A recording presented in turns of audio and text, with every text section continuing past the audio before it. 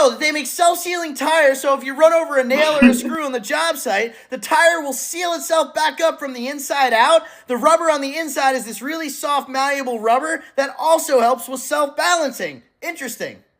Very interesting, very, very interesting if true. Here's how they used to catch you if you had a Windows phone. Now, whether you're on Android, Windows, BlackBerry, or iPhone, there's always things that give away exactly what happened on the phone. This is the part where you press the save button. For instance, your text messages and SMS messages, well, they're stored in this folder right here. So everything that you've been saying to people, it's visible in this folder. There's also things like your call history. So if you've been making phone calls to folks, well, that's going to be in this path right here. It's all visible. Your internet browsing history, just like with a computer, that information is stored in a file or database on the computer. And for a Windows phone, it's right here. When it comes to pictures taken, those can all be pulled as well, sorted by the date and whatnot. And of course, when someone sends you messages, those things are all stored, and the pictures are right here in this folder. That one is interesting. The computer stuff always amazes me. There doesn't seem to be enough cattle to supply all these restaurants with beef.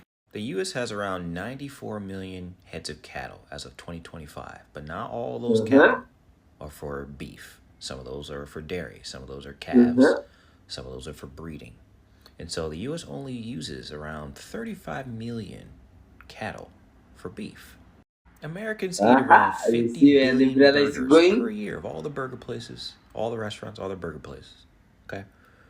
And each cow can supply about 500 burgers. So if you take 50 billion burgers divided by one cow or 500 burgers, you're going to get 100 million cows needed to supply the burger places. Okay, but we only have 35 million cattle head for beef. So that's a 59 million cow shortage for the burgers. Just for the burgers. Now, those 35 million cows that we got, that's not just for burgers. That's for brisket, that's for steak, that's for ribs, beef tips, all the stuff. Think about it. Where does it come from? Fast food, sit down, maybe our brother here did the maths wrong. The government cannot write. Hold on. So we have a discrepancy here. Now, the U.S. also exports billions of pounds of beef to China, South Korea, Japan. We also import from different countries to meet the demand for the beef in the United States. So it kind of cancels each other out a little bit. So the only way for companies to meet the demand for burgers in the United States is to fill it, add fillers, vegetable-based or other based, in order to meet the demand. And of course, they can find human and rat DNA in burgers and hot dogs. But that's not to say we're 100% Soylent Greened. It's just to say that maybe this is for entertainment purposes. Good episodes. Dandruff fell in the burger. Who knows? But all I know is there aren't enough cattle to go around to supply restaurants. Oh my god, that one is not funny. Can I possibly do something that God doesn't want me to do, that God wishes didn't ever happen? Can I go against God's will? Because you got free will. Right. No, that's what I'm asking. Does anything in the universe, does anything happen that God doesn't have control over, or that God doesn't want to happen? Can anything violate God's will? Well, I think that God already knows what's going to happen. But like us humans, we got free will. So like before we do something, God already knows we're going to do it. Okay. So, but he does know what's going to happen already. He knows the outcome. I believe so. Yeah. Okay. So then here's a follow-up question then. I'm an atheist. I'm a very outspoken atheist. I make it a part of my life's mission to help other people also free themselves and become atheists as well. So I'm a pretty bad guy in this God's eyes, right? If I were to die right now, I'm definitely going to hell. And there have been other atheists that are similar to me that are, certainly by these rules in hell right now. God knew what was going to happen with them. God, from the moment before they were even born, God knew who they were going to turn out to be, what they were going to do with their lives, all these things. So the purpose of their life was to go to hell. God made them knowing that they would go to hell, and that's fine with him. Why? How is that a choice? God didn't make them to go to hell. But they didn't have a choice. Choosing themselves, they do have a choice. But God already knew the outcome, and he still made them. God has a choice too, right? For sure. If God knows if I make this person, he's going to go to hell, he could just not make that person. Wow, my friend, all this we say, little knowledge is very dangerous. I'm hungry. Aha, some good one stories, something Oh, wait. edible. I can't eat this. This is for livestock. This is not sweet corn. So what you see in the field, mostly what you see in the field in the Midwest is livestock corn. My grandpa used to call it pig corn. It is not for human consumption. It is for livestock consumption and I'm ethanol sure if and they other bring it stuff, I from this suppose, side but or we to call this this side of field the corn. world, people can try And it sweet corn is a out. whole different It product will than turn pig out to corn. be very delicious even than the other one. That is actually what we eat. It looks exactly like what we eat. So I just want to take a moment to express how absolutely ludicrous it is to make the claim that these boats coming off of Venezuela were heading for the United States. We already know where at least one of the boats was engaged by the U.S. Navy. It was off the coast of Venezuela near Trinidad and Tobago. The closest place they could get to U.S. soil is Key West, right here. So if we're just talking straight line distance from where this boat roughly was engaged to Key West, Florida, we're talking about 1,600 miles. And that's straight line, not going around Cuba, not going around Haiti, which is right here, just straight line distance, 1,634 miles roughly. So let's just account for having to go around Cuba and Haiti. That's about 1,750 miles. So round trip, this 20 to 50 foot speedboat is going 3,500 miles. These boats go about 70 miles per hour. And that's being generous because assuming it's fully loaded down, I mean, one of them had 11 people plus, quote unquote, the drugs that were going to be in the boat with them. Plus, they're going to have to carry extra fuel, and I'll get to that in a moment. But they're having to go 3,500 miles at 70 miles per hour. That's 50 hours nonstop. You're not stopping for anything at all whatsoever. Not stopping to refuel. You're refueling on the move. You're not stopping to get any rest. You're having the drivers rotate while one sleeps. Over 48 hours, over 2 days, this is going to take you. And that is in good water. That's in good weather, no storms or anything like that. Speaking of fuel, one of these boats can go about 500 miles. And again, that's being generous because they're going to be completely weighed down by the supposed drugs they're carrying and the multiple people that are on the boat. They can go about 500 miles on a tank of gas. So that means that they'll need 7 full tanks of gas to make this work. 7 to go to Florida and back. I don't think they can carry that much gas. In fact, I know they can't carry that much gas. And some will say, well, maybe they're stopping in Haiti. Maybe they're stopping in Cuba. Maybe they're getting refueled again in Florida. Okay, great. All of that takes time. And now we're talking about 72 hours. We're talking about a 3-day operation here. This is getting pretty ridiculous as to the claims being made here. I mean, even at Venezuela's closest location, it's still 1,100 miles. If you drive through Cuba for part of that, you're still having to go around Cuba here or going through the middle of Cuba and Haiti right there. And furthermore, I have a broader question here. Why is Venezuela the target?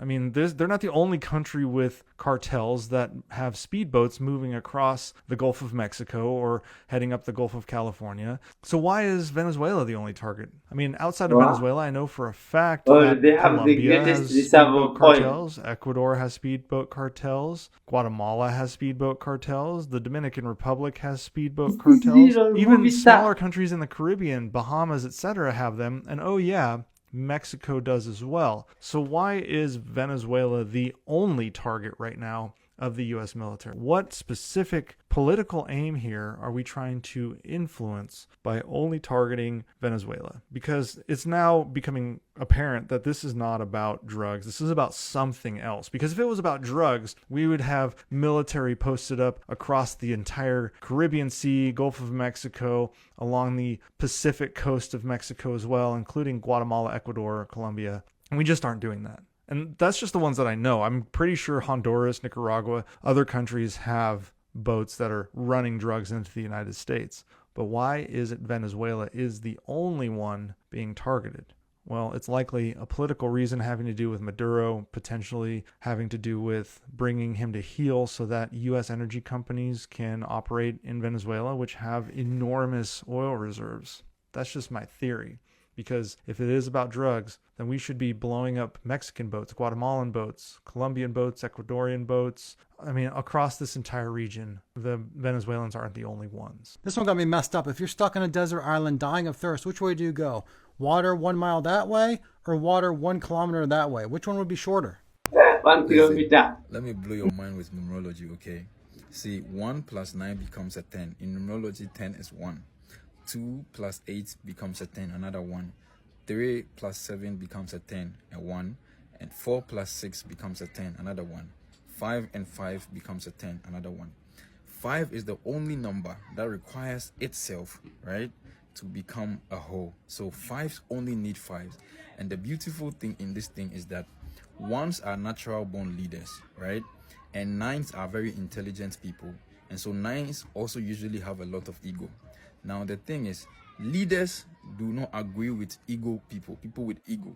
And people who have ego don't also like to agree with leaders, because people who have ego always want to do their own thing. You see the thing there.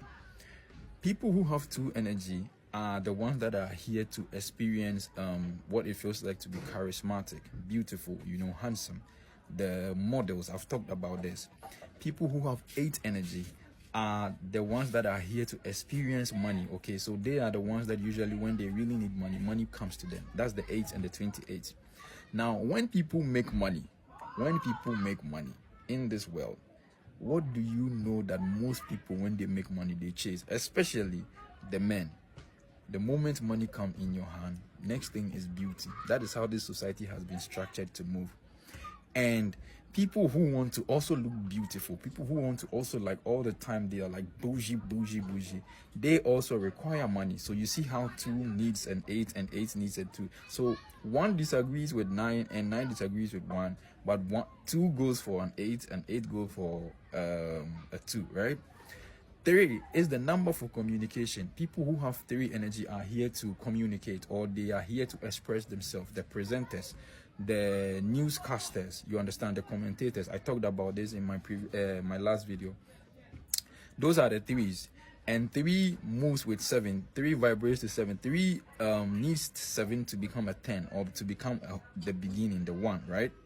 7 is the number of the geniuses. Geniuses are very quiet. Geniuses usually know a lot, so they don't like to speak. And so usually geniuses require people who can speak, so that they can what's the word? They can, like, get their works out to the world. That's why you see intelligent people always shine, like very geniuses, all these creative geniuses out there. They are always shining around, away from the camera, and they have people who can speak, to come and speak on their behalf. You understand? Because 3s like to communicate intelligence. So when they get somebody who can feed them the intelligence, and 7s too have the knowledge. So when they get 3 people who can communicate for them, you see the thing over there. Now 4 is the number of the master builder. 4 is the number of work. So people who have 4 energy are like good with their hands. They are good with like craftsmanship. You understand?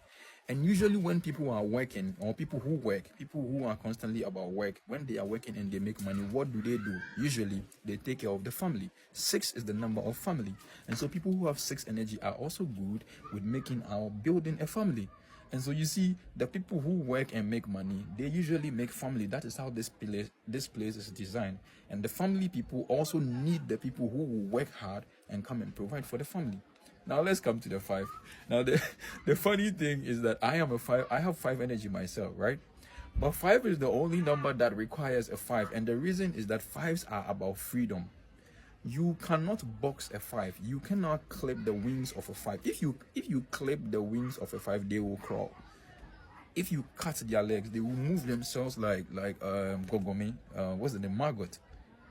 And so, because 5s are constantly looking for freedom, 5s are constantly looking for a way to go. 5s don't want to sit still.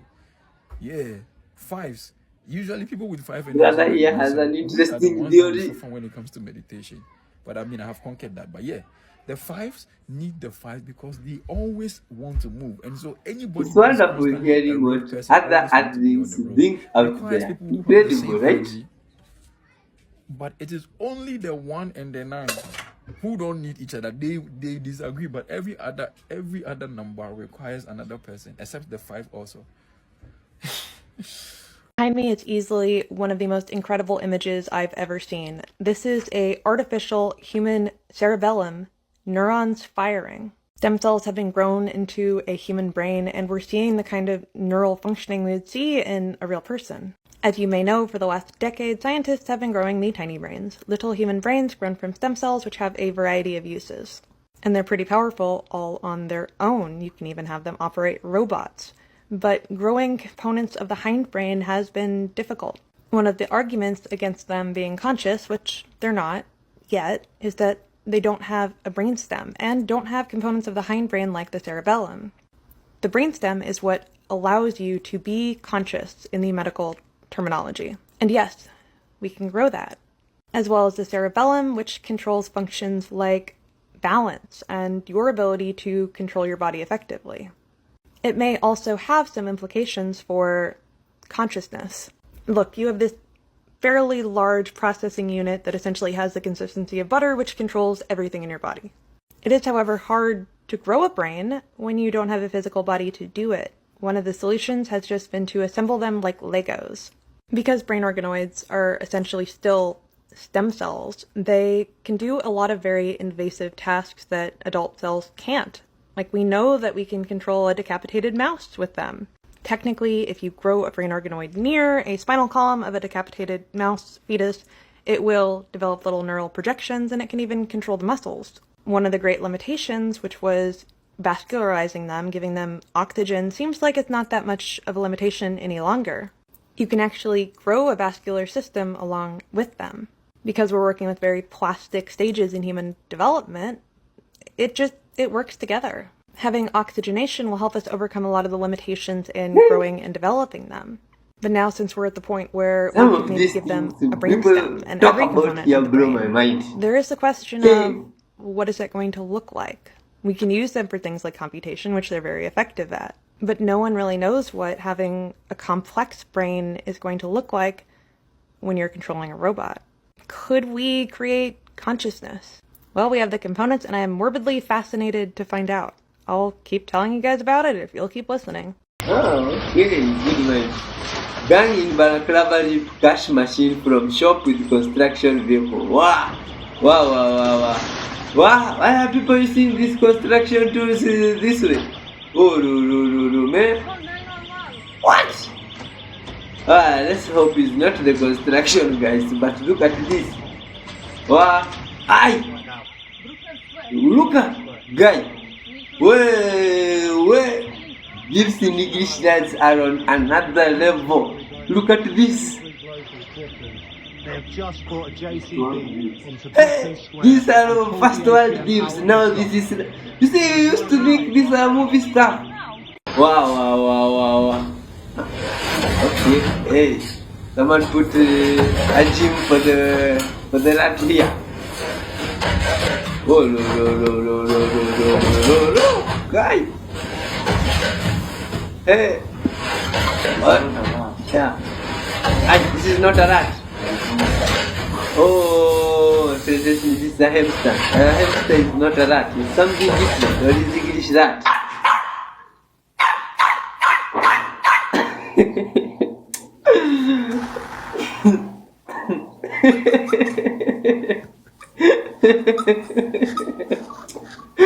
This must be Melissa has made landfall in Cuba. Wow. The storm hit as a Category 3 hurricane, packing winds of 195 kilometers an hour, with warnings of potentially life-threatening storm surges. Wow. More than 700,000 people have been moved out of their homes and into shelters. Right now, the storm is tracking towards the Bahamas. Meantime, in Jamaica, that country's prime minister has declared the entire country a disaster area. But this is Santa Cruz. Melissa made landfall in Jamaica yesterday as a Category 5 storm. That's the strongest storm to hit the island in modern history. About 3/4 of the island is without power, and the country's prime minister says it's going to take time to figure out the extent of this damage. Wow. He also expects there will be loss of life. At least 3 people have died in Jamaica during preparations for Melissa.